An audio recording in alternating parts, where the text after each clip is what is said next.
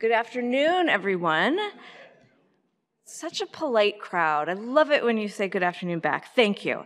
Good afternoon. I'm Esther Bell. I'm the Robert and Martha Berman-Lipp Chief Curator here at the Clark, and I want to thank you for joining us this afternoon for what promises to be a fascinating lecture in conjunction with Renoir, The Body, the Senses.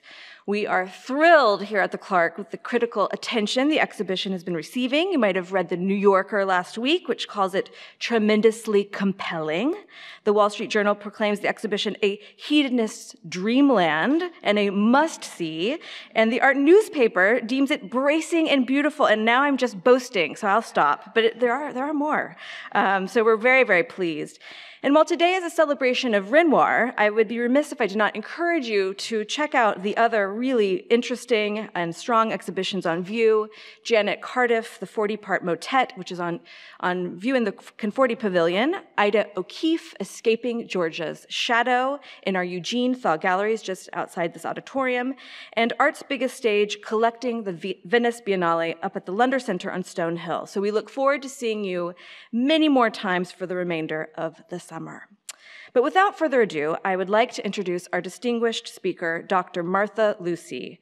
Dr. Lucy is currently the Deputy Director for Research, Interpretation, and Education at the Barnes Foundation in Philadelphia. The Barnes Foundation, as you know, is home to one of the world's most important collections of Impressionist, Post-Impressionist, and early Modernist paintings. Dr. Lucy received her BA here at Williams College, so welcome home, Martha, and her PhD from the Institute of Fine Arts at New York University. She is the co-author of Renoir in the Barnes Foundation, published by Yale University Press in 2012, and she is the author of numerous essays on topics ranging from Darwinian themes in the work of Odilon Redon to the motif of the mirror in Impressionist painting. And most recently, she contributed an essay to our exhibition's catalog, one of the most interesting in the publication, might I add, entitled Renoir's Tactile Gaze. Her current research focuses on the sense of touch in late 19th century art. Please join me in welcoming my friend and colleague, Martha Lucy.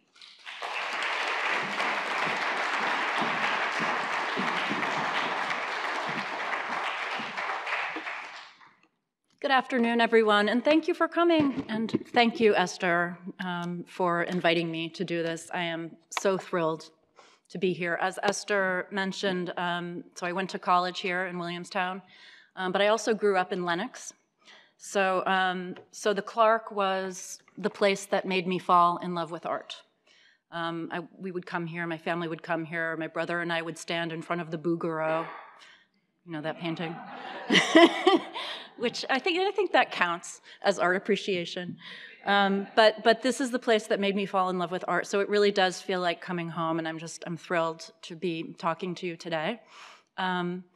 Congratulations to Esther and George Shackelford, the co-curators of this exhibition, and to the Clark on what is such an important show, so overdue. And that really helps us to understand that Renoir is a more complicated artist than I think he's been given credit for in the past, and hopefully that will kind of come out a little bit in my talk today.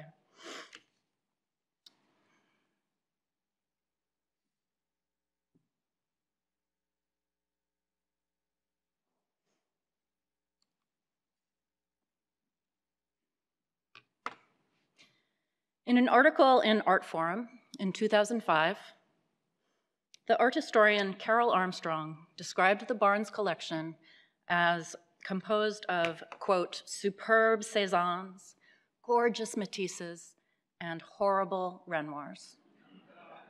Now, this was incredibly distressing to me because I had just started this huge Renoir project at the Barnes the year before. I was studying their collection of 181 paintings by the artist. And so I read this and I was like, horrible Renoirs, how could she say that? But I also noticed that my colleagues were saying the same thing. I would see people at conferences and they would say, oh, you're working on the Renoirs at the Barnes, how can you stand it? How can you stand to, you know, all those rosy cheeks and all that flesh? And I mean, really, and then sometimes I would go into the galleries and hear visitors remarking on, like, they'd go around the corner into another room and say, oh God, another Renoir. And I actually started getting depressed about it. And Esther and I were just talking about this. Because I was thinking, why was I working on this artist that everyone seemed to hate? And was it career suicide? What was I doing? But then eventually I started realizing that it wasn't depressing. It was actually fascinating.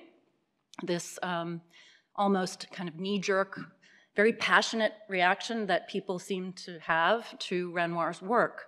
And so I started paying attention to the criticism and looking a lot at the contemporary criticism on Renoir, but also at the criticism from like way back, when he was still alive.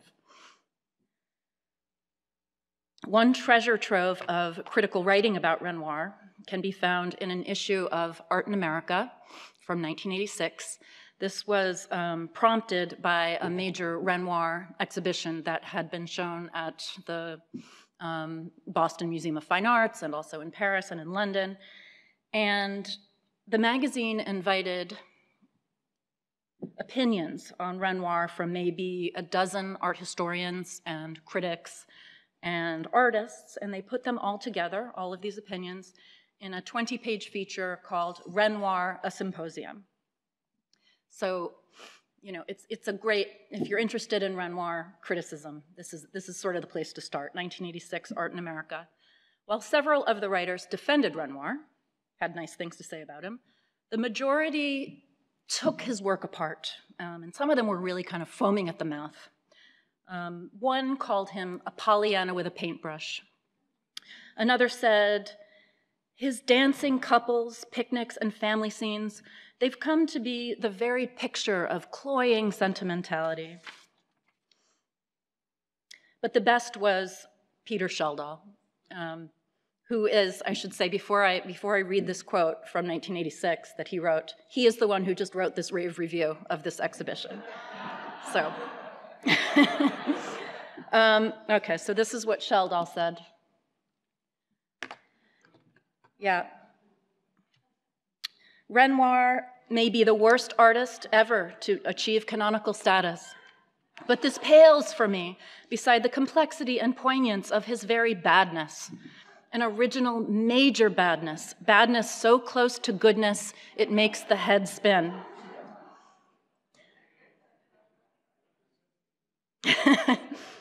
In 2003, a critic reviewing a Renoir show at the Dallas Museum of Art called Renoir, quote, an artist with a third-rate mind, the most overrated of the Impressionists, and he titled his review, Renoir the Pinhead. In 2006, this one's gonna hurt a little bit, prepare yourselves. A critic for the New York Sun described the Renoir collection at the Clark as an impressionist chamber of horrors. It was a review of the Clark Brothers show that was here at the museum. So, I kept looking around. I searched the internet, and I found a blog, or maybe more than one blog, titled I Hate Renoir. And I'm thinking, like, who actually invests the time to create a blog about hating Renoir? Then in 2010, the satirical newspaper The Onion got in on the action, and they published this headline, Art World Relieved as Thieves Steal Pretty Terrible Late Period Renoir Work. And they're confident, obviously, that readers would get the joke. Most shocking of all was the movement in 2015 titled God Hates Renoir. Did you guys hear about this? These were protests at, I think the first one was at the Museum of Fine Arts in Boston, and they held them a couple of other places that have Renoir holdings. And you might think from the title of the poster here and the sort of title of the movement that that they were protesting the indecency of the paintings or the nudity.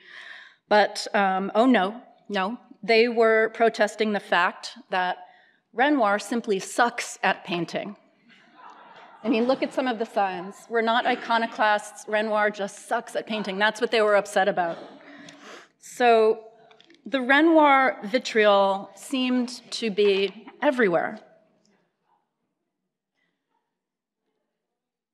And the majority of the vitriol is directed at, I think, at his paintings of female nudes.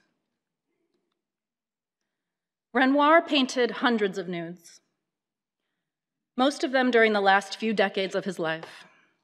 Sometimes indoors, sometimes outdoors, sometimes alone, sometimes in groups,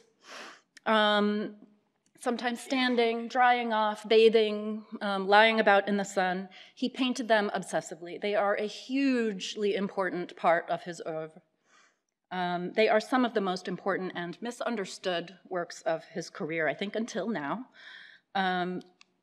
This painting was written about by Holland Cotter in the New York Times in 2010. He described it as two croissants on a bed, on a bed of lettuce. The really common adjectives that we find describing the nudes are that they are rubbery, that they are fleshy, that they are pneumatic, as if filled with air. One critic writing in the 1986 Art in America piece said, "Those ruddy-fleshed women could not be uglier. One sympathizes with the unhappy Paris who must," he's referring to this painting, The Judgment of Paris, "who must choose among such unappetizing matrons." A blogger suggested that they be shipped off to fine art fat camp, and others dismissed them for being doll-like and prettified.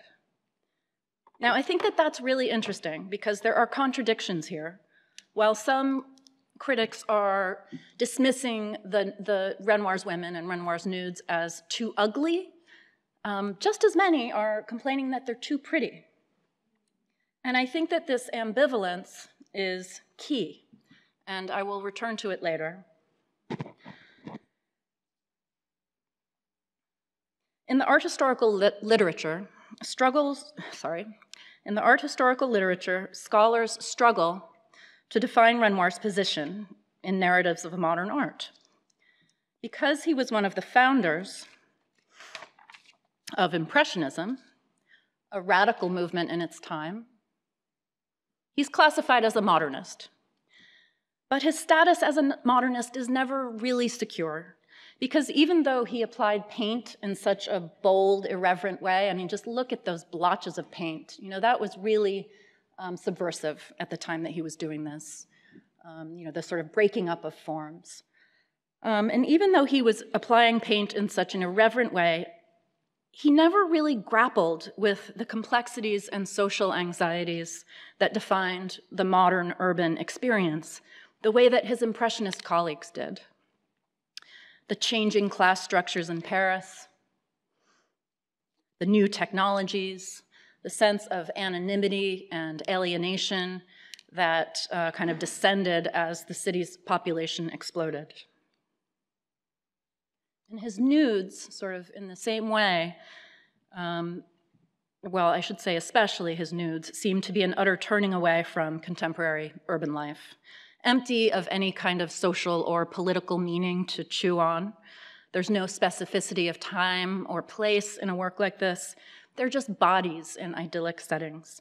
And so it's easy to understand why the consensus among art historians for a long time has been, well, I should say for the past couple of decades anyway, has been that Renoir really isn't worthy of serious examination, that there just isn't that much to get. What is there to say about Renoir? His paintings are pretty.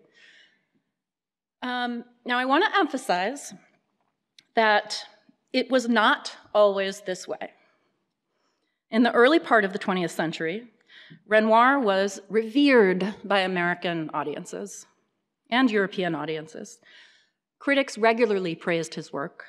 His nudes, in particular, were considered, this is a quote from a critic writing in 1912, his nudes are a divine celebration of flesh, brimming with powerful sensuality. And that kind of statement is just all over the place in the 1910s, 20s. When Renoir died in 1919, all the critics wrote tributes, and the superlatives just flowed freely. Renoir was, quote, one of France's greatest artists, one of the, quote, most heroic figures of modern times. Between 1913 and 1940, there were 19 Renoir solo exhibitions in the US, including a big exhibition in 1937 at the Metropolitan Museum of Art. Collectors snapped up his canvases. Duncan Phillips purchased The Luncheon of the Boating Party in 1923, and it was, when he purchased it, it was the highest price ever paid for a modern painting. Albert Barnes acquired 181 paintings by Renoir. There he is in his galleries on the left. And Sterling and Francis Clark assembled the second biggest collection in the US. And how many are there? Over 30 Renoirs. Henry Frick collected Renoir, as did Louise and Walter Ahrensberg. A critic in Art News in 1937 described this mania for his work as, quote, the Renoir cult in America. And importantly, Renoir's status as a modernist was not questioned. Progressive critics like Roger Fry and Clive Bell identified Renoir and Cézanne as the two cornerstones of early 20th century modernism. In Paris, Renoir hung on the walls of the now famous collection of Gertrude and Leo Stein. There's Gertrude on the left. She and her brother Leo were really important expat collectors in Paris. And in the early 20th century, their apartment was a gathering place for the avant-garde. So for collectors and writers and artists, they would come from all over to sort of gather at the Stein's apartment and to look at, you know, the sort of cutting edge work that they were collecting. But I want you to notice that Renoir here, so here's a Matisse, here's a Picasso, Cézanne, and Renoir's hanging right there with these, you know, very sort of avant-garde artists.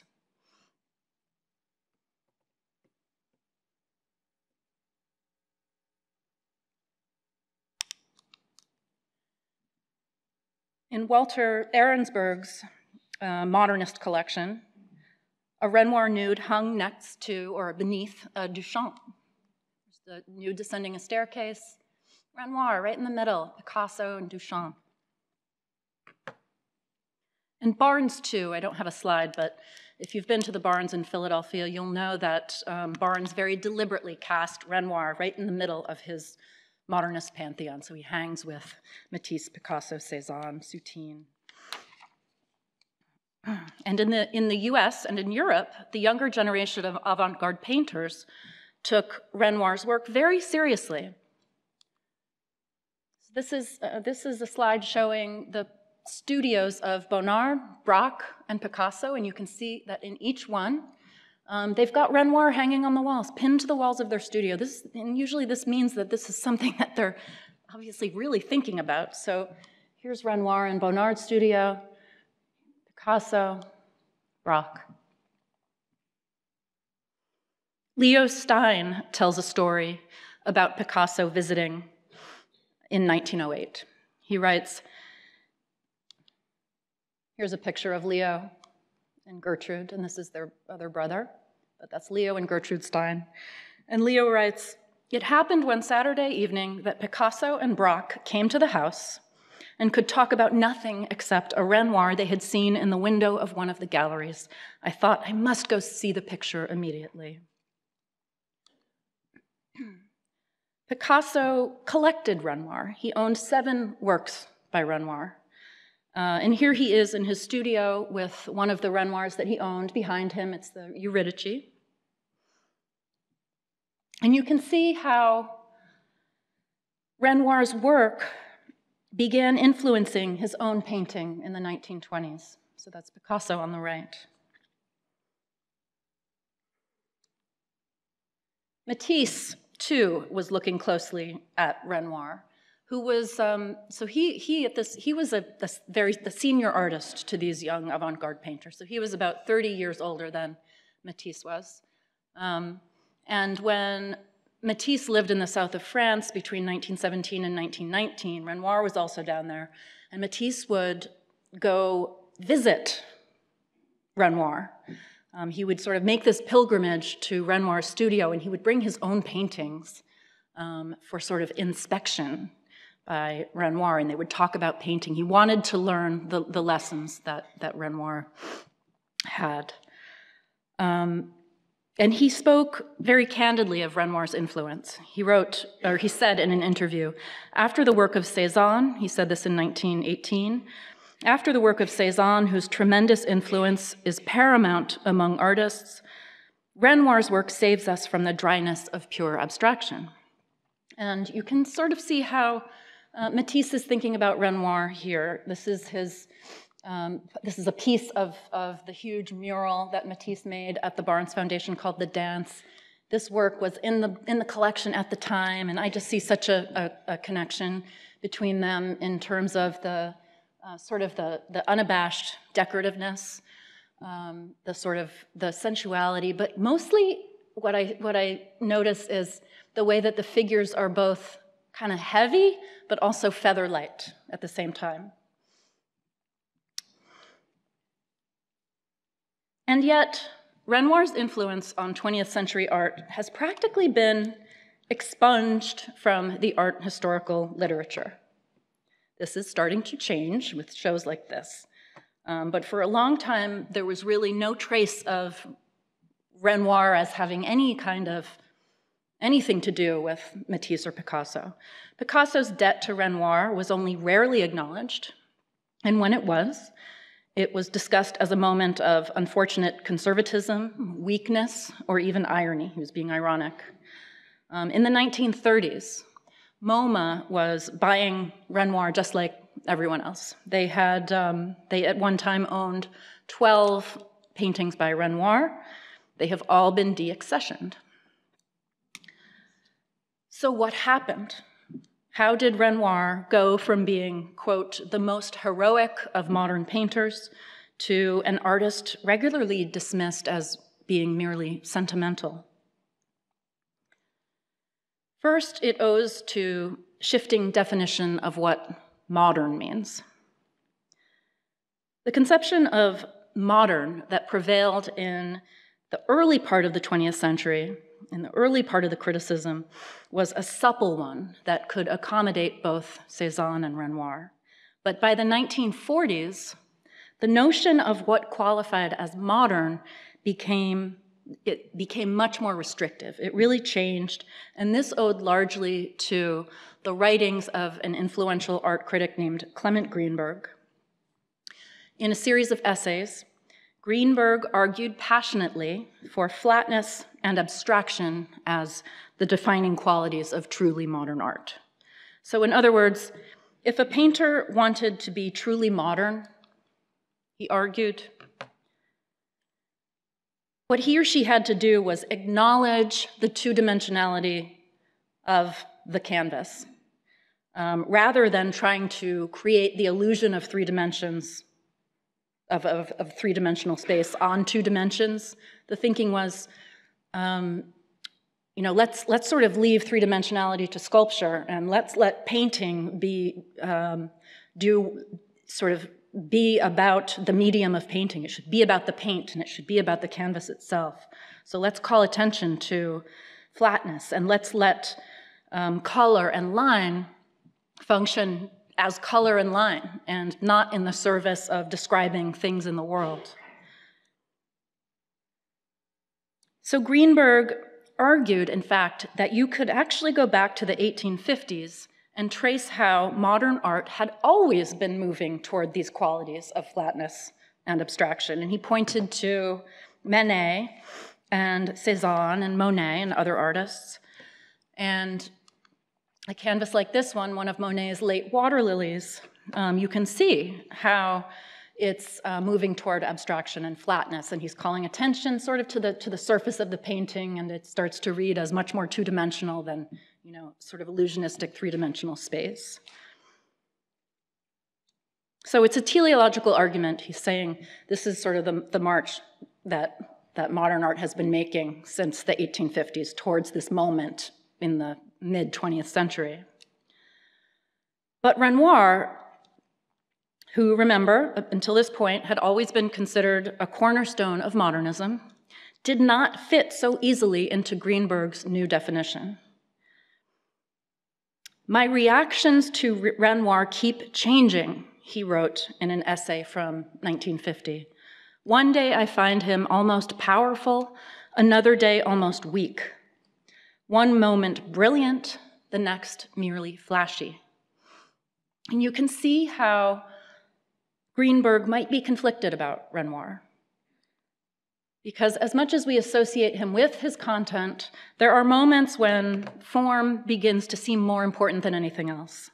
Often the subject seems almost arbitrary as he kind of throws himself into the plastic relationships between the elements, rhyming bodies with foliage here, sort of having each element in the painting pick up on other elements. This arm just kind of, this is a painting at the Barnes, and this arm just kind of fascinates me. It's like it has no bone structure at all, because he's more interested in form and making it sort of connect to the other shapes and forms in the painting than he is in realism, or trying to convince you that these are actual bodies in the world. But ultimately, Renoir's work was simply too referential for Greenberg, too concerned with the subject it was describing, and it disrupted the story that Greenberg was trying to construct about modernism's evolution. So his essay really signaled a troubled future for Renoir's status in modernist histories. On a broader level, on a less art historical level, I think that the massive shift in public opinion about Renoir over the last 100 years owes to a change in how we think about the relationship between art and pleasure. Let's return for a moment to the contemporary criticism. What's striking is how often the paintings are described using food metaphors. They are like, quote, cotton candy, melted icing, marshmallow, croissants. In the piece that Sheldal wrote for The New Yorker, the review, he said Renoir's painting style is, quote, so sugary that it imperils your mind's incisors. He calls Renoir's women biscuit white, often with strawberry accents. Back in 1986, Robert Rosenblum, the art historian, said, Renoir's cream puff paintings make you long for a diet of Mondrian.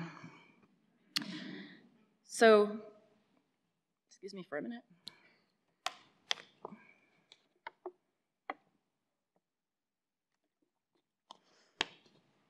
I think these sugary food references are key for understanding our contemporary discomfort with his works. On the one hand, cream puff evokes the sweet overall feel of the canvas and maybe even the frosting-like quality of his paint. But cream puff also describes the experience of viewing the paintings. It hints at guilty indulgence, easy satisfaction, empty calories, a kind of base, childish pleasure. And pleasure is problematic when it comes to looking at art. So you're probably all thinking, no, it isn't, right? So what I'm really talking about is in the academic world. In her book, The Scandal of Pleasure, the literary historian Wendy Steiner describes a general attitude that she sees in the academy when it comes to pleasure derived from film or fiction or painting. She writes that her colleagues are suspicious of pleasure. Frederick Jameson, the postmodern critic, for example, writes that pleasing beautiful art promotes, quote, acquiescence to the social order.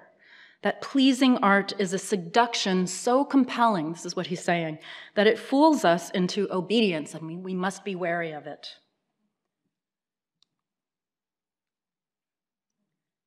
That seems to be what this person is trying to get at. And Renoir's paintings are definitely about pleasure. And he was the first to admit this. He said, why shouldn't art be pretty? There are enough unpleasant things in the world. And Albert Barnes, critics at the time that Renoir was painting felt the same way. Barnes said, what else is there except pleasure? Perhaps no other painting evokes pleasure like this one, the luncheon of the boating party. This is a group that's having lunch after a canoe trip down the Seine. You can sort of see the river in the background. This is at the Phillips collection. Incredible, incredible painting. But it's really, I think, a painting about life's pleasures. These rosy-cheeked people seem not to have a care in the world. There are a couple of them are just nonchalantly leaning on railings, and this guy's sitting with his chair turned backwards. These are all friends of the artist, of Renoir, and critics, and people that he knew. But there's all sorts of interactions going on, flirtations, and the way that these hands come so close together, but they're not actually touching.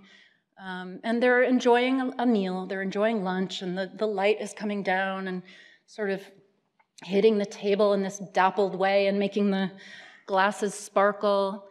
And just look how gorgeous that is. I mean, he really could paint. And this is getting off topic, but I just have to draw your attention to the way he paints these glasses. I mean, he's not even doesn't even use line to create the edge of this glass. He's just using color. It's amazing. And just a couple of quick strokes of white and of this dark red to create a shimmer and the last sips of wine in the glasses. But I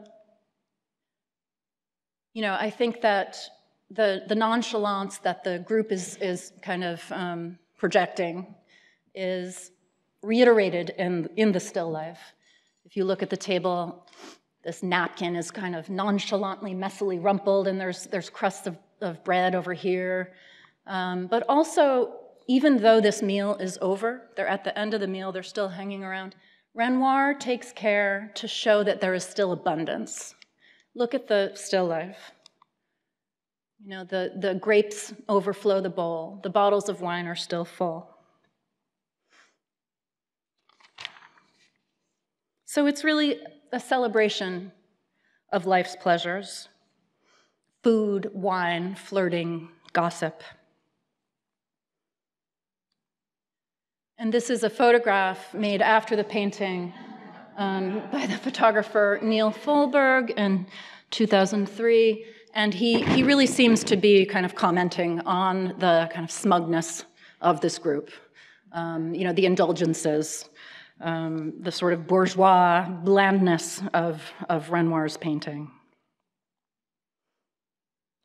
But pleasure becomes especially problematic when it comes to looking at representations of the female body.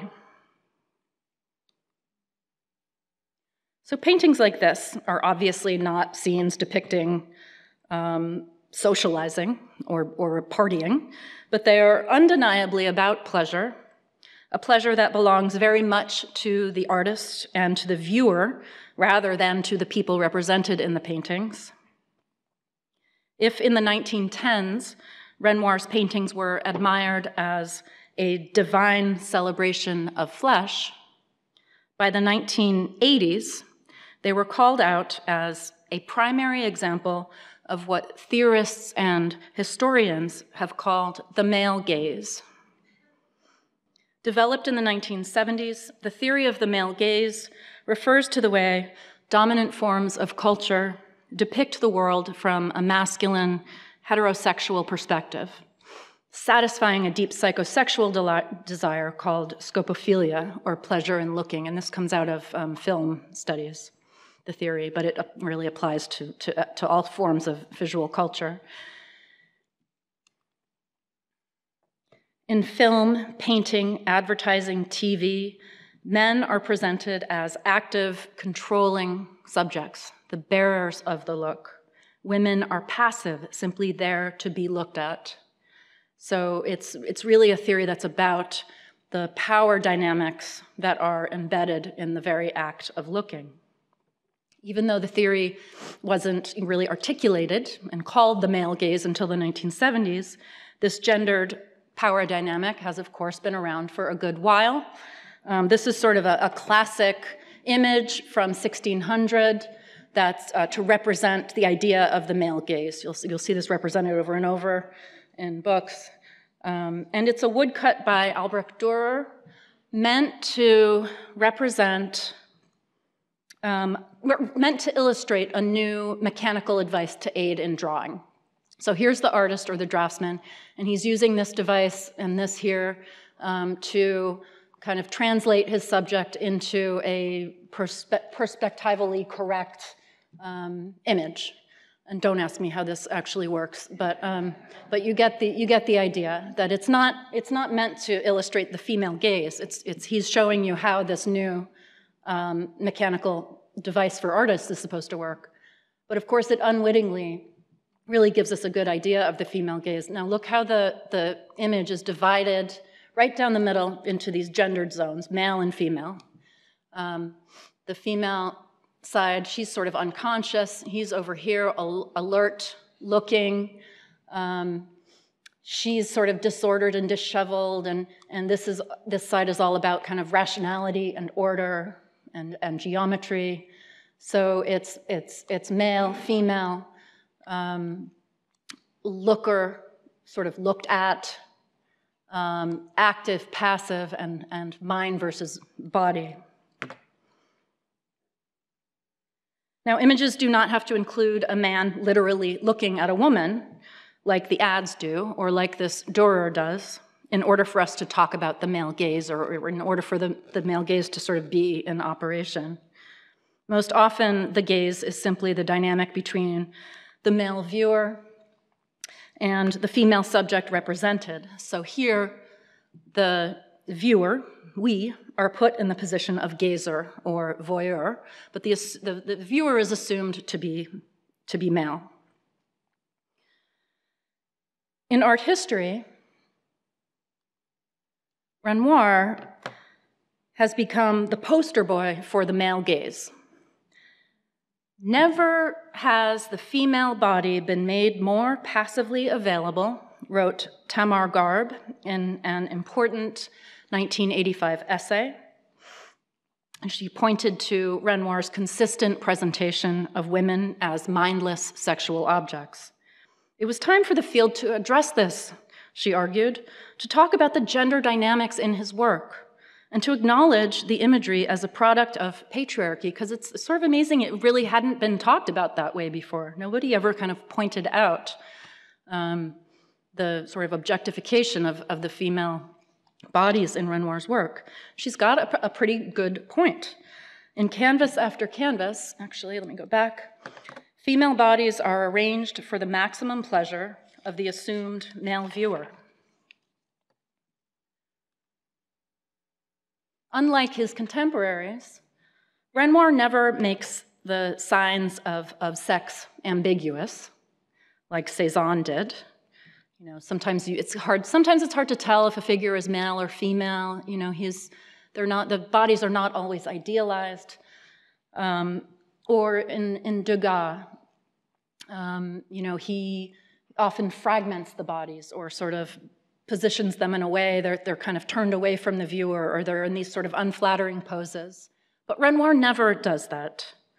Instead, in painting after painting, he presents opportunities for unimpeded voyeurism. He brings the viewer up close to attractive figures who are either sleeping or totally absorbed, allowing the viewer's eye to wander undetected over their bodies. Figures occasionally hint at modesty or self-concealment, but they are always made available to our gaze. Blouses hang open, or one garment falls off as another comes on. And rarely is the gaze returned in Renoir's work, meaning that you never see one of the one of the women kind of looking back out at you. I mean, sometimes, yes, but usually they're sort of demurely looking down. Like here, in this work, with rouged lips and fleshed cheeks, the figure here cooperatively pulls her hair back to provide visual access without actually acknowledging our presence. And for Renoir, an enormous part of the pleasure in looking seems linked to the imagined caress of the object. He deliberately stirs the viewer's tactile sense. And there are many paintings that I could point to, but this is sort of my favorite. This is this amazing painting that's here at the Clark, one of my favorites, Sleeping Girl with Cat. And first notice that he provides all the visual cues of sort of sexual availability or just sensuality. She's got these parted red lips, the shoulder strap is hanging down, very sexy painting. Her body is kind of relaxed and angled toward the viewer. But note how the viewer is also invited to caress. That's part of what is kind of helping to create that sort of visual pleasure, is the invitation to caress and to think about touch. Renoir creates a collage of tantalizingly soft surfaces. The bare skin, the garments, the fur of the cat, the velvety red chair that kind of envelops her body. And he also cues the sense of touch by having her, fondling the cat's paw. Tamar Garb condemned paintings like this as, quote, palpable flesh displayed for the viewer's pleasure. And this is where I start to have problems. Because does this mean that to derive pleasure from one of these paintings is to endorse or somehow participate in Renoir's misogyny? And if you derive pleasure from looking at the luncheon of the boating party, does this mean that you are being, quote, fooled into obedience, as Frederick Jameson would suggest? Does this make you a less sophisticated observer? The feminist critique of Renoir's work was hugely important. It brought a rigor to Renoir's studies that had previously been absent. It pointed to a power dynamic in the paintings that had never been articulated. And the critique was so powerful, so on point, that it's hard to look at his paintings now of women without cringing, sort of, at the flirtatious poses and the vacant expression. And it's hard to, sometimes it's hard to see anything else. But we need to make sure that sexist isn't the only interpretation that we bring to these paintings. I'm not saying that that he's not objectifying women. I'm just saying that this is not the end of what we can say about Renoir. This is not the end of what we should say about Renoir. And that's one of the reasons why this exhibition is so great and so important, because it helps us to understand that Renoir's nudes are much more complicated than that. While they're a reflection of the patriarchal culture that he was living in, but they're also about so many other things. They are connected to his deep interest in the senses as part of human experience. They are connected to his they are connected to his theories on art, to his obsession with past traditions, as Esther writes so beautifully about in the catalog, and perhaps to his fears about new technology, which is some of what I get into in my essay in the catalog. Now, remember the contradictions in the criticism. His nudes are too pretty, they are too ugly. To me, these inconsistencies signal that Renoir's work is more difficult than we have previously allowed, and that sometimes they might even push against the male gaze. Now, this might seem impossible, like a crazy idea after everything that we've been looking at, but let me show you what I mean. And I would ask you, I'm going to use a very highfalutin art historical term here, weird. Just look at how weird these bodies are.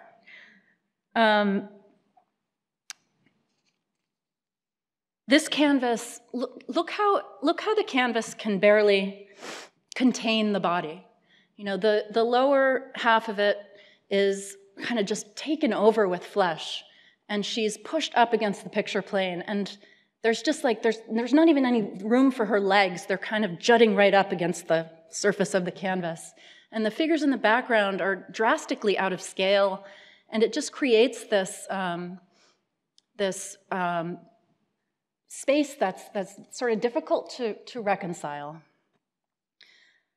Also look at the, I don't have a detail, but this painting's in the exhibition, so go look closely at it, but look at the edges of her body. He refuses to give the body a firm outline. It just kind of bleeds into the background.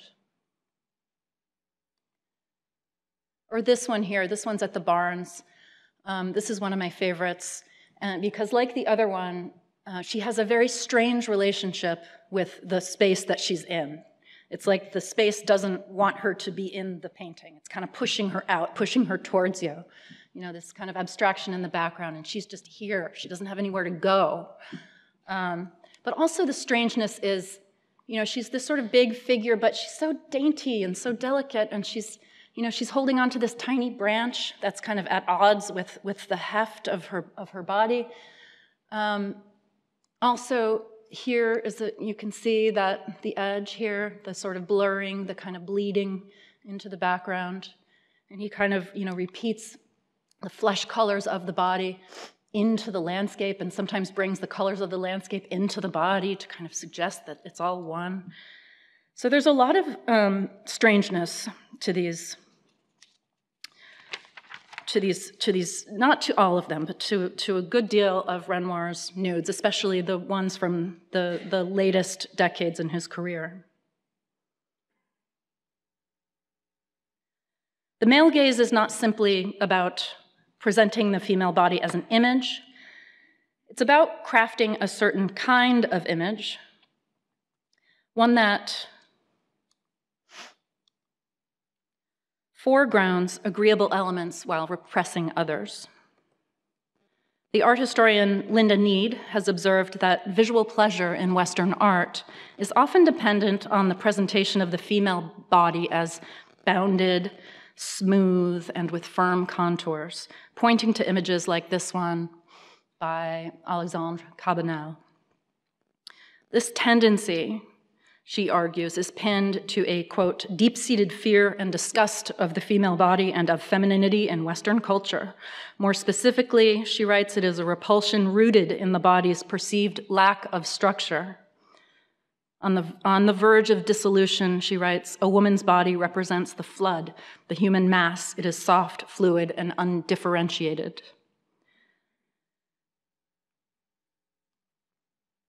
Renoir's late nudes can barely be contained. They sort of overflow the frames of their own bodies. They overflow with physicality. They spill outside their bodily contours, and they push against the limiting space of the canvas. And this is something that unsettles. It makes the male gaze difficult. So no wonder critics, some of them, dismissed these figures as too fleshy, too excessive. One called Renoir's bodies a bunch of luminous pulps. These bodies are unwieldy. The gaze cannot operate comfortably.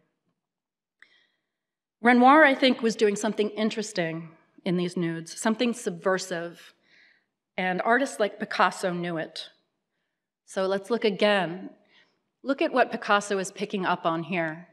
I mean, yes, he is interested in the sort of mass of the body, like Renoir is. Yes, he's interested in using light to sculpt the sort of volumes of the forms, but he's also interested in the relationship of the figure to the space that she's in, and creating this kind of discomfort, this kind of claustrophobic environment, this environment where her knees are kind of jutting up against the picture plane. So I think that he's interested in the strange excesses created by Renoir's female bodies. I think this fascinated Picasso.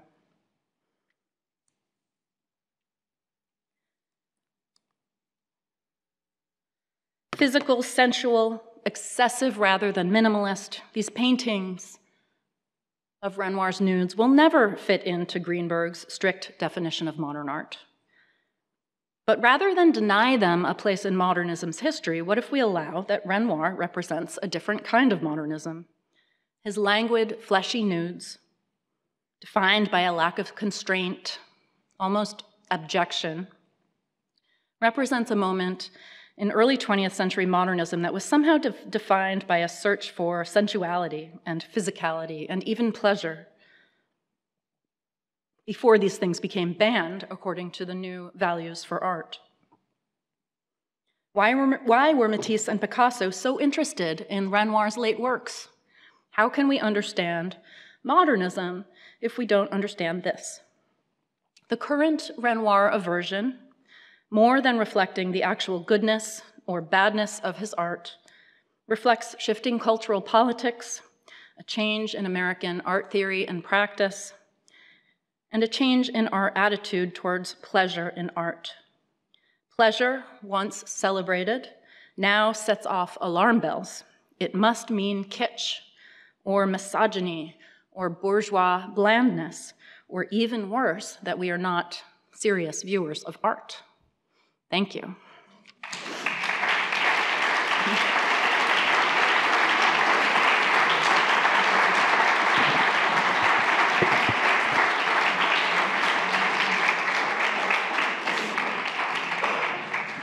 So I'm happy to take a few questions if you have any.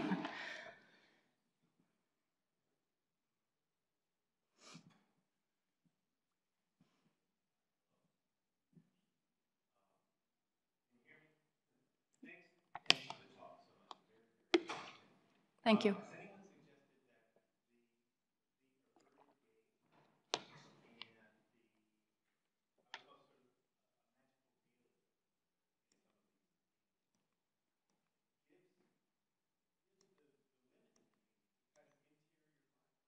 Mm.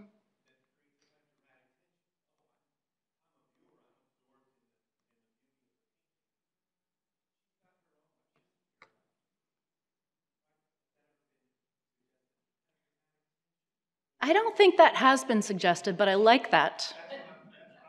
Yeah. No, it's usually like, oh, they're empty-headed, they're vacant, but maybe they're just absorbed in really deep thought. No, but I think that it does maybe give them a sort of sense of agency that we think isn't there. I think that's interesting.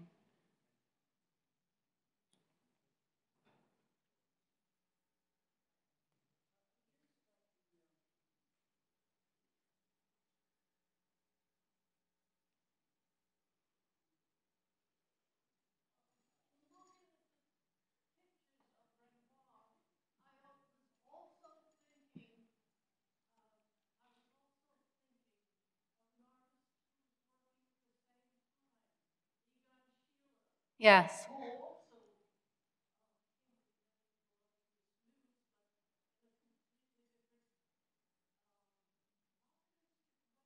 Right. Yes. That's really interesting because certainly Renoir wasn't the only one painting the nude. I mean, it was still a huge subject in modern art. And we looked at a couple of Cézannes, and Degas was doing it, and of course Matisse and Picasso. So why is it that Renoir always gets raked over the coals for being this objectifier of women? And Sheila, of course, that's a great example, super sexual, kind of eroticized art. Maybe it's because they're, I don't know, just sort of less pretty to look at. Maybe that's why they kind of pass as, appropriately modern. Hello. Oh, now it's working. So I'm a filmmaker, and I just wanted to point out that, it's reading Jean Renoir's autobiography talks about selling his father's paintings to finance his films, yeah. Which was a supremely great way to start a career. But I'm curious about your points about the male gaze, and truly, they are some very disturbing paintings to look at, particularly in the later years. And I'm wondering how much of that is also due to the definition of beauty in our times versus back then. In other words, we've come to sort of define women and represent them in this kind of lithe. I mean, even if you look at silent movies from the 20s and 30s, there was a certain look, and that's changed and so on. So I wonder if he didn't go out of style because of the nature of the women that he represented. Could you speak to that? Sure. I mean, I don't think I can say much more than what you've just said. I think that it's true, and I didn't go into that, but it could absolutely be that these women just don't appeal to the standard of beauty that we have today, right? I mean, they're simply kind of too fleshy for today's tastes. And I mean, one of those critics was kind of getting at that. One feels sorry for Paris, who must choose among these unappetizing matrons. I mean, I think that, I would never want to say that the Renoir aversion owes to one thing, right? I think it owes to a lot of things. And certainly that has to be a big part of it. But I do think, thank you so much. I really enjoyed your talk. Thank you. That you're making a pretty compelling case that a kind of thread that connects these different things is a kind of modernist phobia around pleasure, but specifically female pleasure. And obviously the body type that has gone more into fashion has to do with an idea of female renunciation of the cream puffs and the strawberries and the blah, blah. But I want to ask you about a specific formal feature that your talk has really brought to my attention. I mean, the kitten painting in our collection is one that I visit, and with interest. There's something very strange always going on in the, pelvic region of these female bodies. And I mean, the dur, I guess I would like you to talk about the question of autoeroticism. Oh, God. Really?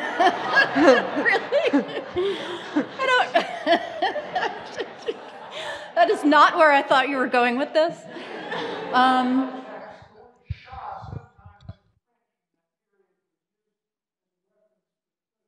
Yes, I mean, and I think that this is sort of none too subtle kind of positioning of the cat here. Yes. Autoerotic, that is really interesting, and I have never thought about it. And honestly, I think it goes back to that other question. It's like sort of giving more agency to these women. I mean, maybe it is about the female pleasure in the paintings. And in a not to sort of shift gears away from eroticism, there's this essay by Linda Nochlin about, I don't have a slide of it, but it's about the Great Bathers. It's a painting at the Philadelphia Museum of Art, and there are some studies for it in the show.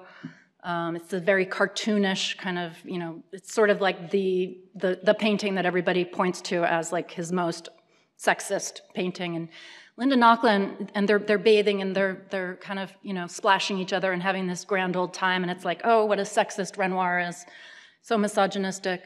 But she was this great feminist, the pioneer of feminist art history. And she said, you know what? I actually feel kind of good when I'm looking at this painting, because these women, they're not wearing corsets. They're uncorseted, and they're free, and they're having fun in nature. And so maybe there is something more to be said about the pleasure that the subjects are actually experiencing. That's a great idea. Do you want to talk more about that? No. The female body as a site of pleasure in itself. Yes. Taking pleasure in its corporeal, embodied existence. Right. Thank you.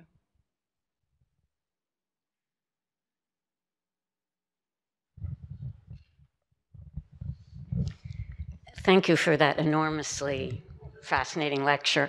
Thank you. I loved it. I actually have many, many thoughts, so let me just start with a couple. One One of them, I think, is just about the problem with modernism, right? So when you look at that beautiful detail you showed where he deboned the arm, I mean, this kind of experimentation is really part of the modernist project going back a long time. Yes. And I'm thinking, and I think a lot recently, the show has made me think about Ingres and Renoir, for example. I'm not going to talk about that now, but I'd love to talk about that. But I think that one of the things that is so common with modernism, isn't it, is using the female body as a site for exploration for principally the male painter.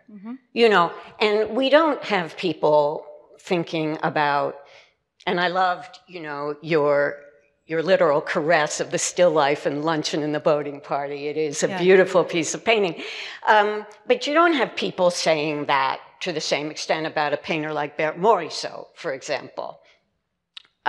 Where you could, in maybe not in still life, but in some of the incredible abbreviations that she does in terms of describing form, which is something that you were talking about there.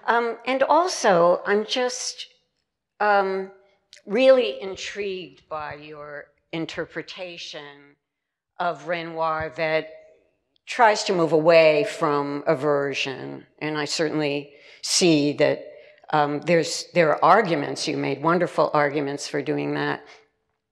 But when I think about agency, to pick up on the question of a member of the audience, I just think, isn't it convenient that their bodies are always facing the viewers? Because there's been a great argument made by Carol Armstrong about Degas, which I'm sure you know, which is that they're so self-involved, and their self-involvement actually does not allow the viewer to objectify them in the same way, to consume their flesh in the same way. Right, because they're not just there for us. Yeah, because they're really self-absorbed, they're turned away, et cetera, et cetera. So there's a lot in there that's complex, and I just wanted to thank you for raising so many issues there. Thank you, and thank you for that lovely comment. I think that we should call it a day. Thank you, everybody, for coming, and thank you for your questions.